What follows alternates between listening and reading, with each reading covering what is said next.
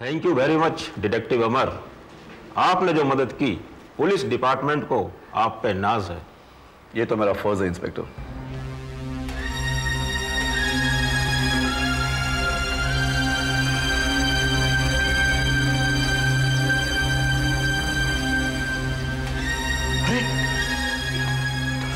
प्राणनाथ, प्राणनाथ, अच्छा हुआ तुम आ गए प्राणनाथ। मुझे बचा लो, मुझे बचा लो प्राणनाथ।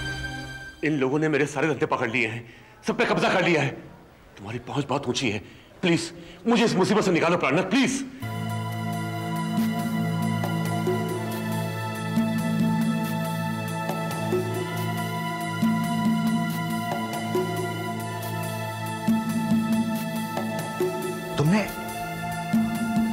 तुमने ऐसा क्यों किया डावर? ऐसा क्यों किया तुमने? अरे मैं तो तुम्हें एक सच्चा, मेहनती और शरीफ देशभक्त समझता था, और तुम ईमानदारी के नकाब के पीछे इस देश को खोखला करते रहे। छी छी छी। तुम्हें किस चीज की कमी थी यार? तुम्हें किस चीज की कमी थी जो तुम ड्रग्स का धंधा करने लगे? हाँ? अरे तुमने मुझसे एक बार कहा होता, मेरे दोस्त, मेरे हमसफर, एक बार मुझसे कहा होता तो मैं अपनी जायदाद बेचकर तुम्हारे इस पैसे की भूख को मिटाता रहता। कम से कम मैं तुम्हें इस गलत रास्ते की तरफ जाने से बचा तो लेता यार। हद हो गई। प्राणनाथ, तुम मुझे यहां बचाने आए हो या फंसाने? अरे यार, फंस तो मैं गया हूं, मैं फंस गया हूं। एक तरफ दोस्त की दोस्ती और दूसरी तरफ देश। हे भगवान, क्या करूं? क्या करूं मैं अब कुछ नहीं कर सकता। अब तुम्हारा पर्दाफाश हो गया है। देखो, मैं तुम्हारे लिए जान दे सकता हूं, मगर इस देश से गद्दारी नहीं कर सकता, बिल्कुल नहीं। अमीने, अब तक तो मैंने तुझे इस दलदल में नहीं फंसाया, लेकिन अब मैं पुलिस को सब कुछ सच सच बता दूंगा। इंस्पेक्टर, इसे भी गिरफ्तार करो, क्योंकि मेरे हर जुर्म में ये भी बराबर का शरीक है। अरे वाह, मैं कुछ कह नहीं रहा हूं तो तुम मुझ पर ही गलत इल्जाम लगा रहा हो। इंस्पेक्टर साहब देखिए आप। इल्जाम कितना सच है और कितना झूठ ये अभी पता लग जाएगा। अमर, क्या ये सच नहीं है कि नशे के इस खेल में प्राणनाथ भी बराबर का खिलाड़ी है? और क्या ये सच नहीं है कि विशाल एंटरप्राइजेस के गारमेंट डिवीजन में ये नशे का धंधा करता है? और क्या ये सच नहीं है कि ये ड्रेसेस में नशे के पैकेट छुपाकर उन्हें एक्सपोर्ट करता है? बोलो। हाँ, अमर बेटे, बोलो। अमर, तुम्हें पूजा और उसके माँ बाप की कसम है कि तुम इन्हें सब सच बता दो। सच के सिवा और कुछ नहीं बेटे। Nothing but the truth. बता दो। हाँ इंस्पेक्टर साहब, डावर झूठ बोल रहा है। प्राणनाथ एक नियायती, शरीफ और इज्जतदार इंसान है, और उसका ड्रग्स के धंधे से कोई ताल्लुक नहीं। अरे कमीने, तू भी इससे मिल गया है? अरे डावर, देखो भाई, लड़ने झगड़ने से कुछ नहीं होगा। जरा सोचो, दिमाग पर जोर डालो मेरे दोस्त। कैद में रहकर तुम अपने पापों का प्रायश्चित कर सकते हो। जाओ करो। मेरे पापों का प्रायश्चित सिर्फ तेरी मौत है। तेरी मौत, तेरी मौत सिर्फ। मैं तुझे छोड़ूंगा नहीं। छोड़ो मुझे, मैं कहता हूं छोड़ दो। याद रखना प्राणनाथ, तेरी मौत मेरे हाथों होगी। मैं तुझे छोड़ूंगा नहीं प्राणनाथ, तुझे छोड़ूंगा नहीं मैं। कोई ये कह सकता है कि मेरा दोस्त ऐसा निकलेगा? कोई ये कह सकता है बेटा? अमर, तुम ही बताओ। अरे बेटे, भगवान भला करे।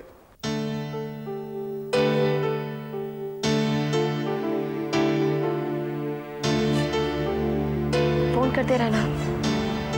जी हुजूर। रोज? कितनी बार? बस 30-40 बार।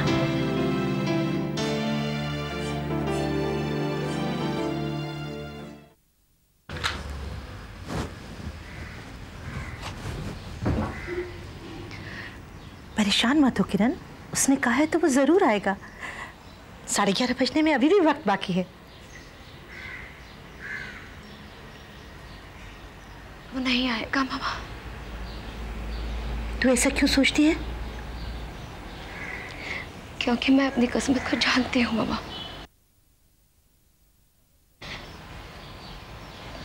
मैंने जब भी किसी को चाहा खो दिया। मुझे संजय से कोई गिला नहीं, गिला अपने आप से। मैं कभी भी किस्मत के फैसले को कबूल नहीं कर पाई मामा, कभी नहीं।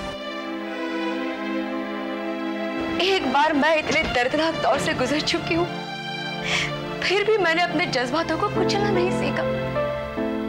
लाख कोशिशों के बावजूद भी मैंने अपने अरमानों को जंजीरों में बांधना नहीं सीखा बाबा। Of course, madam,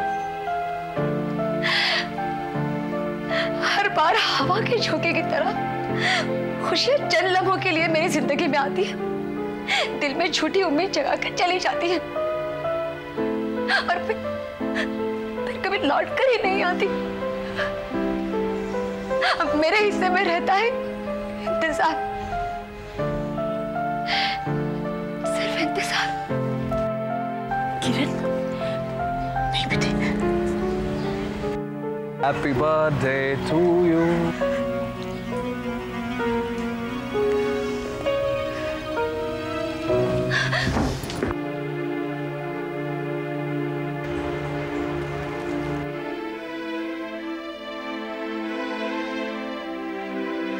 Happy birthday to you.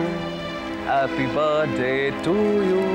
Happy birthday, dear Kiran. Happy birthday to you.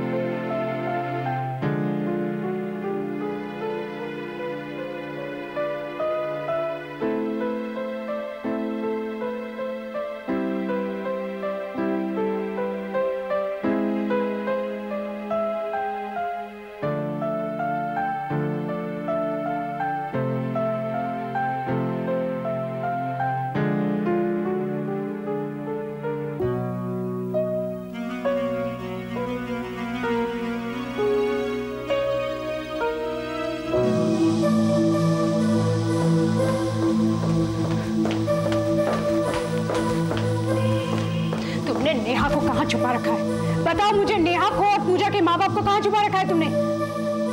जहां भी छुपा रखा है अंजलि, वो लोग जिंदा हैं, लेकिन मेरा एक इशारा हालात में फर्क ला सकता है।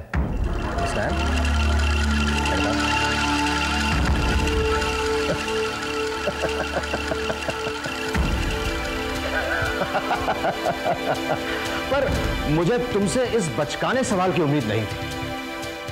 अगर मुझे तुम्हें बताना होता तो मैं उन्हें छुपाता क्यों छुपाता? और फिर तुम्हें तो अब तक ये समझ लेना चाहिए कि नेहा की जिंदगी के बदले में मुझे कोई ना कोई कीमत तो चाहिए होगी, थोड़ी बहुत कम थे। क्या कीमत चुकानी होगी मुझे? विशाल की मौत।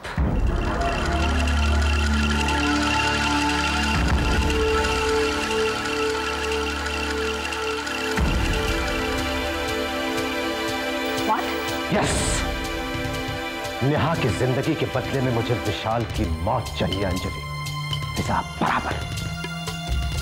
तुम ये सब क्यों कर रहे हो?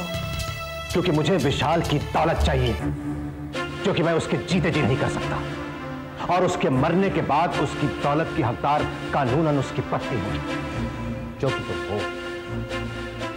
जब तुम मुझे उसकी जायदाद की एक एक पाई दे दोगी तो मैं नेहा की एक एक हड्डी उसकी सही सही जगह पर रखकर तुम्हें सही सलामत वापस कर दूंगा। लेकिन ख्याल रहे, विशाल का कत्ल तुम मेरी गैर मौजूदगी में करोगे, ताकि मुझ पर कोई शक की गुंजाइश न हो। इसलिए ये जहरीला काम तुम मुझसे करवा रहे हो। आज कह रहे हो विशाल को मार डालूं, कल कहोगे कि उसकी बूढ़ी माँ को खत्म कर डालो। ना ना ना ना ना ना, उस बुढ़िया के शरीर पर तो एक भी खरोच नहीं आनी चाहिए अंजलि, बिल्कुल नहीं। क्योंकि तुम विशाल की पत्नी हो, तुम्हारे पास कानून के सामने दिखाने के लिए सबूत ही नहीं रहेगा। उस बुढ़िया की गवाही की मदद से तो तुम्हें विशाल की जायदाद मिलने में आसानी होगी।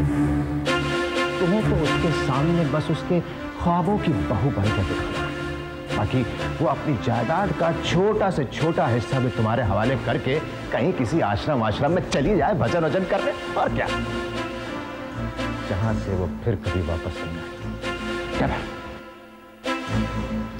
राक्षस you are a devil।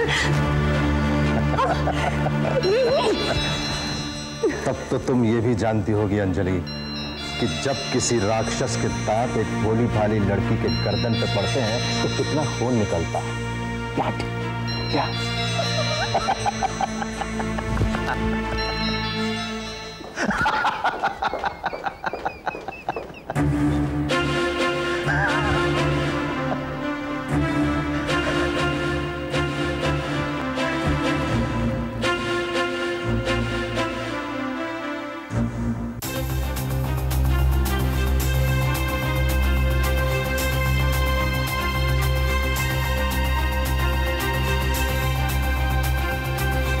Anjali, क्या कर रही हो?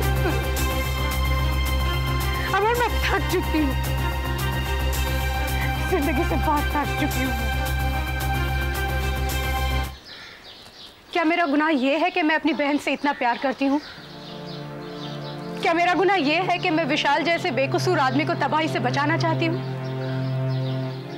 आखिर ये किस जुर्म की सजा मिल रही है मुझे? इसे सजा मत समझो अंजलि, ये इम्तिहान है तुम्हारी हिम्मत का। हाँ, हिम्मत से काम लो अंजलि। किस्मत ने जो भी तुमसे छीना है उससे कहीं ज्यादा मिलेगा तुम्हें। मुझे कुछ नहीं चाहिए, विशाल की दौलत की एक फूटी कौड़ी भी नहीं चाहिए मुझे, और विशाल की लाश पर मुझे नेहा की रिहाई भी नहीं चाहिए। ऐसा कुछ नहीं होगा अंजलि, ऐसा कुछ नहीं होगा। मेरी बात गौर से सुन लो।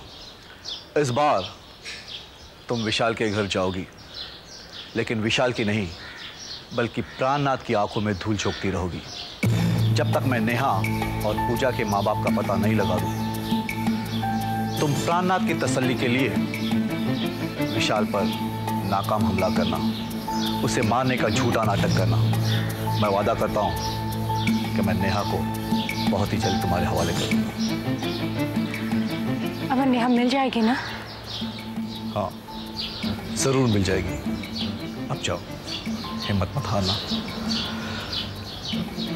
इस जंग में मैं तुम्हारे साथ हूं। जब भी कमजोर पड़ो मुझे याद कर लेना, मैं जरूर आ जाऊंगा।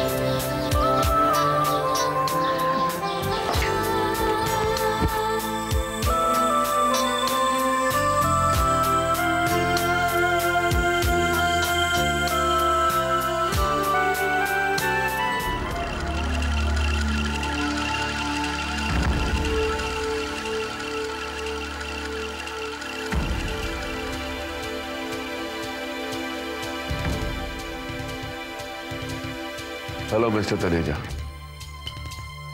आप यहां मेरे ऑफिस में, वो भी मेरी कुर्सी पर? तो ये देख रहा हूं कि क्या तुम्हारी कुर्सी में इतनी ताकत है कि विशाल सक्सेना की कुर्सी को डगमगा दो।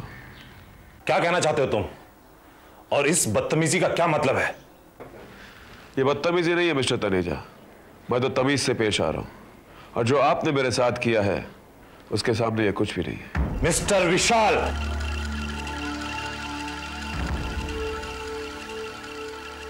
तुमने मेरे स्टाफ को खरीदने की कोशिश की, दुगनी सैलरी का लालच देकर। विशाल एंटरप्राइजेस छोड़ने की डिमांड की,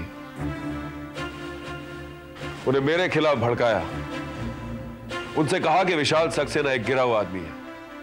लेकिन तनेजा, मैं कितना भी गिर जाऊं तुमसे ऊंचा ही रहूंगा।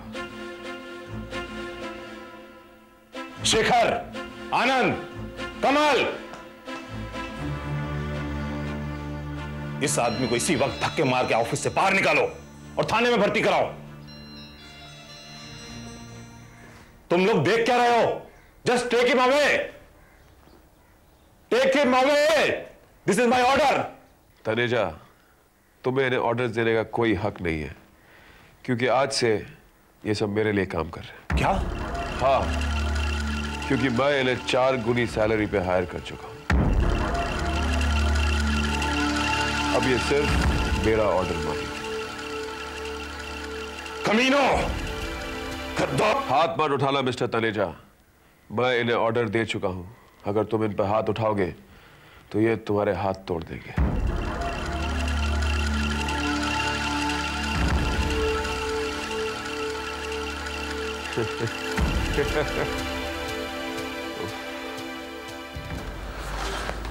थैंक्स फॉर कमिंग डॉक्टर सरिता। ये रहे जमीन के कागजात। अब आप शौक से नर्सिंग होम बनवा सकती हैं। मैं आपको दोबारा परेशान नहीं करूंगा, ये मेरा वादा है। सिर्फ एक छोटी सी शर्त है, नर्सिंग होम के नाम में डॉक्टर सरिता के साथ तनेजा का भी नाम जुड़ा हुआ हो। बस मुझे और कुछ नहीं चाहिए। सॉरी, पहली बात तो ये कि मैं ये काम किसी का नाम चमकाने के लिए नहीं कर रही। ये सिर्फ एक नर्सिंग होम नहीं, बल्कि समाज में स्वास्थ्य के प्रति जागरूकता फैलाने के लिए एक वेलफेयर ऑर्गेनाइजेशन है, जिसका नाम होगा दृष्टिकोण। जी हाँ, दृष्टिकोण। और दूसरी बात ये कि आप अचानक मुझ पर इतने मेहरबान क्यों हो गए? कल तक तो आपको मेरा उस जमीन पर कदम रखना भी मंजूर नहीं था। मैं जानता था आप ये सवाल जरूर करेंगी, तो इसका जवाब सिर्फ एक लफ्ज है, मिस्टर विशाल। विशाल? जी हाँ, यूं समझ लीजिए कि हम दोनों का दुश्मन एक है। विशाल ने मेरे स्टाफ को मुझसे छीना है और मैं उसकी खुशियां छीन लूंगा। मैं जानता हूं अगर आपका नर्सिंग होम का सपना पूरा हो गया तो ये बात विशाल को कितना चुभेगी। जिस तरह आप विशाल को नीचा गिराना चाहती हैं, ठीक उसी तरह मैं उसे इस हद तक तोड़ देना चाहता हूं कि वो गहराई तक जमीन में धंस जाए। मिस्टर तनेजा, मैं यहाँ विशाल को डिस्कस करने नहीं आई हूँ। मेरे और विशाल के बीच में जो कुछ भी है उससे आपको कोई मतलब नहीं। बेहतर होगा आप विशाल के बारे में मुझसे कुछ ना कहें। मैं इस जमीन के लिए आपको पूरा कॉम्पनसेशन दूंगी। मुझे मेरे काम के लिए डोनेशन में जितने भी पैसे मिले आप सब रख लीजिए। हर महीने एक किश्त आपके पास पहुंचा दूंगी मैं। लेकिन अगर आपको लगता है कि नर्सिंग होम पर सरिता के नाम के साथ तनेजा का भी नाम होगा, तो ऐसा हरगिज नहीं होगा। विशाल को तोड़ना आपकी जिंदगी का मकसद हो सकता है, लेकिन मेरी जिंदगी का मकसद इतना नीचा नहीं। तनेजा साहब, विशाल के फाइल की जेरॉक्स कॉपी।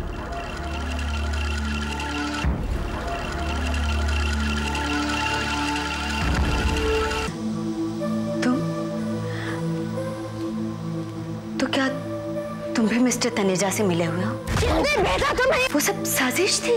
विशाल से वो हमला, वो फाइल का गुम होना, सब साजिश थी।